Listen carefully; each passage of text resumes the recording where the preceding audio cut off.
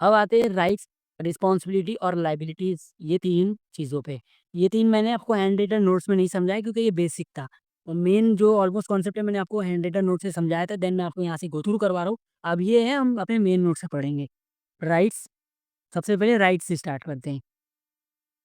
सबसे पहले राइट्स से स्टार्ट करते हैं। क्योंकि जो सीएस है वो हाई लेवल की पोजीशन होल्ड करता है, तो इसके पास वेरियस लीगल राइट्स होते हैं। वो क्या कर सकता है, सबसे पहले वो सुपरवाइज कर सकता है, गाइड कर सकता है या एम्प्लॉयज़ को मैनेज कर सकता है उसके जो अंडर आते हैं। फॉर एग्जांपल एक कंपनी में एक सीएस है जो बहुत सीनियर है, तो उसके अंदर जो दूसरे सीएस हैं, जो फ्रेशर सीएस आएँगे या नए-नए अपॉइंट हुए होंगे, फिर उसके अंदर जो इंटर्न हैं, जो ट्रेनी हैं, उनको सुपरवाइज कर सकता है सीएस, ये राइट है। फिर कॉन्ट्रैक्ट्स, एग्रीमेंट बोर्ड के बिहाफ़ पे वो साइन कर सकता है अगर अथॉरिटी मिली होगी उसको। अगर बोर्ड ने अथॉरिटी दिया होगा कि आप ये चीज़ साइन कर लीजिए, तो वो भी साइन कर सकता है। और गाइडलाइंस भी इश्यू कर सकता है एम्प्लॉइज़ को, जो जनरल गाइडलाइंस होता है, हमें पता है ना, कोड ऑफ कंडक्ट टाइप का जो होता है, उसको भी इश्यू कर सकता है सीएस। और सबसे इम्पोर्टेंट कंप्लायंस ऑफिसर है इस कंपनी का। और दूसरा वो कंप्लायंस ऑफिसर है, ठीक है? सीएस एक कंप्लायंस ऑफिसर है। अगर कंपनी में कुछ गड़बड़ है, कंपनी की जो चीज़ डायरेक्टर कर रहे हैं या कोई भी कर रहा है तो कंपनी के फ़ायदे में नहीं है, तो वो रिपोर्ट कर सकता है गवर्नमेंट डिपार्टमेंट्स में। फिर उस हिसाब से वो एक्शन लेंगे, ठीक है? देन वो साइन कर सकता है अपने मीटिंग की, ये तो बहुत इंपॉर्टेंट है। ये जो कंपनी की जो मीटिंग है उसके नोटिस इशू करना पब्लिक को या डायरेक्टर को, और जो उसके उससे रिलेटेड अगर डॉक्यूमेंट्स होते हैं, मिनट्स हो गया मीटिंग के, जो भी रिलेटेड रेजोल्यूशन हो गया, मीटिंग में क्या रेजोल्यूशन पास होता है, वो सब वेरीफाई करके साइन कर सकता है वो अथॉरिटी है। बोर्ड मीटिंग और शेयर होल्डर की मीटिंग भी कंडक्ट कर सकता है। तो बहुत क्रूशियल पार्ट है। कंपनी में जो भी मीटिंग्स होती हैं उसका सीएस बहुत हाई लेवल की जो मीटिंग्स होती है बोर्ड वाली या शेयर होल्डर्स की एनुअल जनरल मीटिंग होती है या बोर्ड मीटिंग, उसमें सीएस का बहुत इंपॉर्टेंट रोल है। अटेंड तो कर ही सकता है, तो उसमें उसका बहुत इंपॉर्टेंट रोल है काम करना। फिर एक ये पॉइंट आता है, in case of winding up, मतलब कंपनी जब बंद होगी, the CS can claim legal dues as a preferential creditor. इसका मतलब है जब कंपनी बंद हो जाएगी, कुछ भी रीजन से अगर बंद हो गई, तो कंपनी सेक्रेटरी अपने जो ड्यूज है, सैलरी है, वो क्लेम कर सकता है। उसको लॉ के हिसाब से प्रेफ़रेंस दिया जाएगा, क्रेडिटर से भी पहले। जो सिक्योर्ड क्रेडिटर्स हैं, जो कंपनी के क्रेडिटर्स सिक्योर्ड हैं, पहले उनको प्रेफ़रेंस दिया जाएगा, उनके बाद सीएस को दिया जाएगा अनसिक्योर्ड। मतलब जब कंपनी बंद हो जाएगी, तो जो सीएस की सैलरी है, उसके ड्यूज़ हैं, प्रेफ़रेंस दिया जाएगा उसको क्रेडिटर से भी पहले। दूसरों को देने से पहले सीएस को भी प्रेफ़रेंस दिया जाएगा। समझ में आया? तो सीएस क्या कर सकता है, कॉन्ट्रैक्ट वगैरह अगर बोर्ड ने कुछ ऑथराइज़ किया है, साइन कर सकता है एग्रीमेंट वगैरह, और गाइडलाइंस इश्यू कर सकता है एम्प्लॉइज़ को, उसके अंडर जो एम्प्लॉइज़ हैं उनको मैनेज कर सकता है। कंप्लायंस ऑफिसर है तो वो गवर्नमेंट को रिपोर्ट कर सकता है, कुछ भी गड़बड़ अगर कंपनी में दिखी गई हो। और मीटिंग से रिलेटेड सारे डॉक्यूमेंट वेरीफाई कर सकता है, मीटिंग अटेंड कर सकता है, दोनों मीटिंग्स। और बंद होने टाइम पे उसको प्रेफ़रेंस दिया जाएगा, उसकी सैलरी जल्दी दी जाएगी बाकी लोगों से। बाकी कंपनी पे जो कर्ज़ा है, उससे पहले उसको सैलरी दी जाएगी।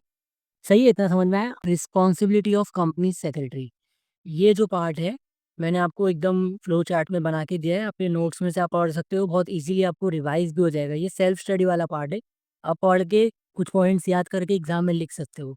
सेम लायबिलिटी, लायबिलिटी वाला जो पार्ट है वो भी आप सेल्फ स्टडी वाला पार्ट है, इसको पढ़ के, और ये मैंने फ्लो चार्ट ईज़ी बनाया है, आप इसमें से पढ़ के एग्ज़ाम में लिख सकते हो कुछ पॉइंट्स वगैरह याद कर। फिर भी मैं आपको अब ये जो रिस्पॉन्सिबिलिटी और लायबिलिटी वाला पार्ट है, आपको स्टडी मटेरियल से पढ़ाया था।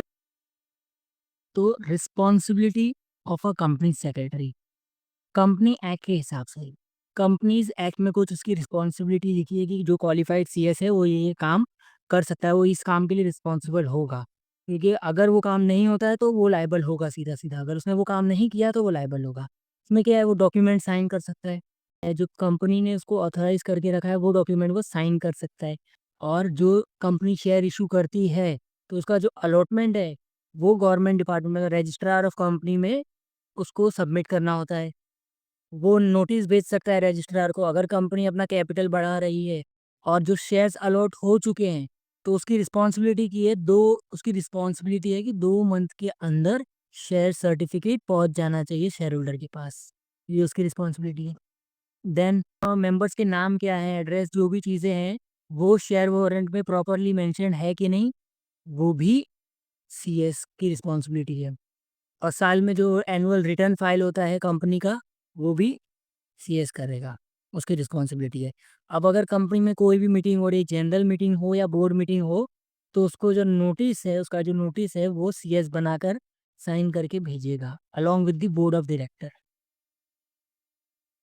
बाकी जो भी लीगली बुक्स रिक्वायर्ड है कि कंपनी को ये बुक्स मेंटेन करना है, तो वो भी सीएस मेंटेन करेगा। ये उसकी रिस्पॉन्सिबिलिटी की सारी बुक मेंटेन है कि नहीं और अप टू डेट है कि नहीं। और balance sheet, profit and loss account, अगर उसे अथॉरिटी है और उसके लिमिट में आता है तो वो बैलेंस शीट और प्रॉफिट एंड लॉस अकाउंट भी साइन कर सकता है। और जो भी मीटिंग हुई यहाँ पर हमने देखा कि वो मीटिंग से रिलेटेड सारा काम करेगा। जो भी मीटिंग हुई उसका जो रिजल्ट है, मतलब उसका जो डिसीजन है, उसको भी नोट डाउन वो करेगा, उसको बोलते हैं मिनट्स। और जो रिजोल्यूशन है, जो डिसीजन पास हुआ वो रजिस्ट्रार को भी सबमिट करेगा, मतलब आरओसी को। देन आईटी एक्ट के हिसाब से, मतलब इनकम टैक्स एक्ट के हिसाब से, वो टीडीएस डिडक्ट कर सकता है और सर्टिफिकेट भी इशू कर सकता है टीडीएस का। और ये देखेगा कि वो जो टी टैक्स डिडक्ट किया है वो, और वो जो टैक्स डिडक्ट हुआ है, तो वो गवर्नमेंट को डिपॉजिट हुआ है कि नहीं, वो चेक करना उसका काम है। और वेरियस रिटर्न्स जो है उसकी अथॉरिटी में आते हैं, उसको साइन करेगा, वो सबमिट करेगा, वेरीफाई करेगा। एंड सबमिट कहाँ करना है, जैसे आरओसी में सबमिट करना है, जो भी गवर्नमेंट डिपार्टमेंट में सबमिट करना है। अब स्टैम्प एक्ट के हिसाब से, अब ज़्यादातर जो डॉक्यूमेंट्स है, जैसे शेयर अलॉटमेंट लेटर, ये सब जो डॉक्यूमेंट है उस पे स्टैम्प लगता है। तो वो देखेगा कि जो अलॉटमेंट है और शेयर सर्टिफिकेट है हमने जो शेयर होल्डर को इशू किया है, वो प्रॉपरली स्टैम्प्ड है कि नहीं, इसकी जो वैल्यू है स्टैम्प की वो बराबर है कि नहीं। अगर वो प्रॉपरली स्टैम्प नहीं है तो वो शेयर सर्टिफिकेट वैलिड नहीं है। फिर आता है अदर एक्ट में। अदर एक्ट में बहुत सारे एक्ट्स आ गए कि जो अदर एक्ट्स में लिखा हुआ है उसके हिसाब से जो जो रिस्पॉन्सिबिलिटी है वो भी सीएस करेगा। अब उसमें आता है FEMA, foreign exchange management act. अब अगर फॉरेन से रिलेटेड कोई भी ट्रांजेक्शन होता है कंपनी में, कंपनी अगर फॉरेन से कुछ पैसा लेती है और फॉरेनर्स कुछ इन्वेस्ट करते हैं, तो उससे रिलेटेड जो कंप्लायंस है वो सीएस देखेगा। बाकी जो अदर्स एक्ट हो गए, minimum wages, employ state insurance, ये सारे एक्ट के अंदर जो भी उसकी रिस्पॉन्सिबिलिटी है वो उसको करेगा। फिर बाकी जनरल रिस्पॉन्सिबिलिटी जो एक नॉर्मल जनरल एम्प्लॉय की होती है कि काम अपना ध्यान से करेगा, प्रॉपर रेगुलेशन जो कंपनी का जो कोड ऑफ कंडक्ट है उसको फॉलो करेगा, रिपोर्ट प्रॉपरली बनाएगा, और जो भी रजिस्टर्ड उसको बोला गया था वो मेंटेन करेगा। फिर कम्युनिकेशन प्रॉपर रखेगा, हर चीज़ को जो रिपोर्ट करेगा बोर्ड ऑफ डायरेक्टर को। फिर शेयर होल्डर से कम्युनिकेट करेगा, जो भी अगर कुछ लेटर भेजना है, पब्लिक इशू, राइट इशू या बोनस शेयर जो भी होता है। बाकी फिर लीगल एडवाइस जो हमने पढ़ा था, लीगल एडवाइस देगा डायरेक्टर को, क्योंकि वो डिसीजन मेकिंग में इन्वॉल्व होता है। ठीक है, ये बेस्ट। ये हो गई रिस्पॉन्सिबिलिटीज। अब लाइबिलिटीज पे आते हैं। कंपनी सेक्रेटरी की लाइबिलिटीज क्या होती है? एक होती है स्टैट्यूटरी लाइबिलिटीज, मतलब जो एक्ट के हिसाब से है, उस एक्ट के हिसाब से वो सीएस लायबल है ये काम करने के लिए, उसे ये काम करना ही पड़ेगा। सबसे पहले जो हमने पढ़ा था, रिटर्न रिटर्न जो ऊपर पढ़ा था, शेयर इशू होंगे को उसकी जो डिटेल्स है वो सबमिट करेगा आरओसी को। अगर वो ये नहीं करता है तो सीएस लायबल होगा उस काम के लिए। ठीक है, उसको पेनल्टी पड़ सकती है, उसकी जॉब जा सकती है, कुछ भी हो सकता है।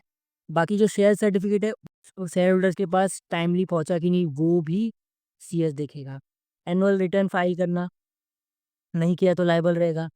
फिर एजीएम प्रॉपर्ली, जैसे अगर लॉ में लिखा है कि mandatory 2 AGM, 2 annual general meeting हमें करना है, ये अगर कंपनी एक कर रही है और सीएस ने रिपोर्ट नहीं किया अदर वेरियस डिपार्टमेंट में, तो सीएस लायबल रहेगा। देन मिनट्स नहीं बनाया तो भी वो लायबल रहेगा। सीएस का काम है ये इंश्योर करना कि प्रॉफिट एंड लॉस अकाउंट और बैलेंस शीट है जो, वो मेंबर के सामने प्रेजेंट हो कि अभी कंपनी का ये सिचुएशन चल रहा है फाइनेंशियली। अगर वो इसमें चूक गया तो वो लायबल रहेगा। और बोर्ड मीटिंग का नोटिस देगा। ऐसा नहीं है कि सीएस ने 2 डायरेक्टर से मिलके मीटिंग कंडक्ट कर लिया, तो वो भी गलत है। जितने भी डायरेक्टर है सबको मीटिंग का नोटिस जाना चाहिए, भले ही 10 हो या 20 हो, मीटिंग का नोटिस जाना चाहिए। अगर वो उसमें फेल हो जाता है करने से ऐसा, तो सीएस लायबल रहेगा। फिर जो कंपनी के रजिस्टर ऑफ मेंबर है, मैंने बताया था, मेंबर्स के जिसमें मतलब शेयर होल्डर्स के जिसमें नाम वगैरह लिखा होता है, तो उसको मेंटेन करना भी उसका काम है। अगर वो इन सब काम में फेल्ड हो गया तो वो पर्सनली लायबल रहेगा। फिर आते हैं कॉन्ट्रेक्चुअल लाइबिलिटीज़।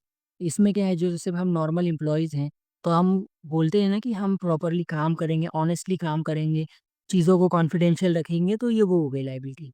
जो एक जनरल लायबिलिटीज़ है कि अगर कोई एम्प्लॉयी चूक जाता है वो करने से, तो उसको निकाल सकते हैं, उस पे फाइन पड़ सकता है या पर्सनली लायबल हो सकता है। तो सीएस अगर कोई भी नेग्लिजेंस दिखाएगा अपनी ड्यूटी में, तो उसको निकाल दिया जा सकता है, इसमें फाइन भी पड़ सकता है। और अगर वो अपनी अथॉरिटी के ऊपर कोई काम कर रहा है, तो वो पर्सनली लायबल होगा। अगर उसने अथॉरिटी के ऊपर कुछ काम किया और उससे कंपनी को लॉस हुआ, अगर कंपनी को उससे लॉस हुआ, तो वो पर्सनली लायबल होगा।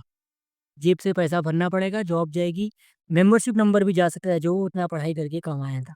सबसे इम्पोर्टेंट ये आता है कि सीएस जो है, वो डिस्क्लोज़ नहीं करेगा क्योंकि सीएस हाई पोजीशन होल्ड करता है कंपनी में। तो सीधी-सी बात है, बोर्ड मीटिंग में जो डिस्कस होता है, जनरल मीटिंग में जो डिस्कस होता है, उसकी सारी डिटेल सीएस के पास रहेगी। तो उस इन्फॉर्मेशन को वो किसी आउटसाइडर को नहीं बताएगा, कॉन्फिडेंशियल रखेगा। अब इससे क्या होता है, प्राइवेट कंपनी तक तो ठीक है, लेकिन पब्लिक कंपनी में क्या है, अगर वो किसी आउटसाइडर को बताएगा तो उस बेसिस पे कोई ट्रेडिंग कर सकता है, शेयर्स वगैरह खरीद सकता है और उसको बोलते हैं इनसाइडर ट्रेडिंग, ठीक है? अगर उस इन्फॉर्मेशन का यूज़ करके, जो हमने अभी थर्ड पॉइंट में पढ़ा कि सीएस के पास क्रूशियल इन्फॉर्मेशन होती है, कॉन्फिडेंशियल, वो शेयर नहीं करेगा किसी आउटसाइडर को। अगर उस इन्फॉर्मेशन से उसने खुद ने कोई प्रॉफिट बना लिया, तो उसकी पोजीशन, मेंबरशिप नंबर तो गई, अलग से पेनल्टी, फाइन भी भरना पड़ेगा।